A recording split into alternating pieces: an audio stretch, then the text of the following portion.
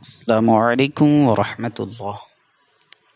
شب قدر کے بارے میں نبی اکرم صلی اللہ علیہ وسلم کے ارشادات عالیہ۔ حضرت ابو ہریرہ رضی اللہ عنہ سے روایت ہے، رسول اکرم صلی اللہ علیہ وسلم نے فرمایا، جو آدمی حالت ایمان میں طلب ثواب کے لیے شب قدر میں قیام کرتا ہے، اس کے سابقہ گناہ معاف کر دیے جاتے ہیں۔ حضرت ابن عمر رضی اللہ عنہما فرماتے ہیں، نبی اکرم صلی اللہ علیہ وسلم کے چند صحابہ کرام کو خواب میں آخری 7 راتوں میں لیلۃ القدر دکھائی گئی۔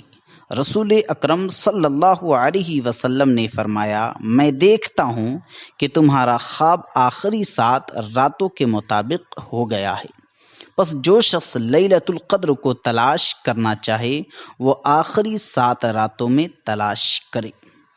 حضرت عائشہ رضی اللہ عنہا فرماتی ہیں، نبی اکرم صلی اللہ علیہ وسلم رمضان کی آخری 10 راتوں میں اعتکاف فرماتے اور ارشاد فرماتے، رمضان کی آخری 10 راتوں میں لیلۃ القدر کو تلاش کرو۔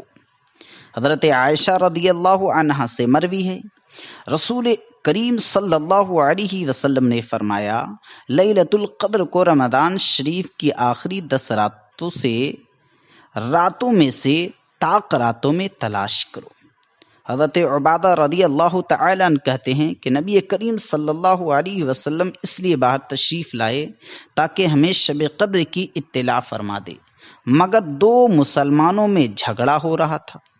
حضرت نے ارشاد فرمایا کہ میں اس لیے آیا تھا کہ تمہیں شب قدر کی خبر دوں، مگر فلاں فلاں شخصوں میں جھگڑا ہو رہا تھا، جس کی وجہ سے اس کی تعیین اٹھا لی گئی۔ کیا بعید ہے کہ یہ اٹھا لینا اللہ کے علم میں بہتر ہو، لہٰذا اب اس رات کو 9ویں اور 7ویں اور 5ویں رات میں تلاش کرو۔ حضرت عبادہ رضی اللہ تعالی عنہ نے نبی کریم صلی اللہ علیہ وسلم سے شب قدر کے بارے میں دریافت فرمایا، معلوم کیا تو آپ صلی اللہ علیہ وسلم نے ارشاد فرمایا کہ رمضان کے آخر عشرہ کی طاق راتوں میں ہے، 21، 23، 25، 27، 29۔ یا رمضان کی آخر رات میں جو شخص ایمان کے ساتھ ثواب کی نیت سے اس رات میں عبادت کرے، اس کے پچھلے سب گناہ معاف ہو جاتے ہیں۔ اس رات کی من جملہ اور علامتوں کے یہ ہے کہ وہ رات کھلی ہوئی چمکدار ہوتی ہے، صاف شفاف، نہ زیادہ گرم نہ زیادہ ٹھنڈی، بلکہ معتدل، گویا کہ اس میں انوار کی کثرت کی وجہ سے چاند کھلا ہوا ہے۔ سو رات میں صبح تک آسمان کے ستارے شیاطین کو نہیں مارے جاتے۔ نیز اس کی علامتوں میں سے یہ بھی ہے کہ اس کے بعد کی صبح کو آفتاب بغیر شعاع کے طلوع ہوتا ہے، ایسا بالکل ہموار ٹکیا کی طرح ہوتا ہے جیسا کہ 14ویں رات کا چاند۔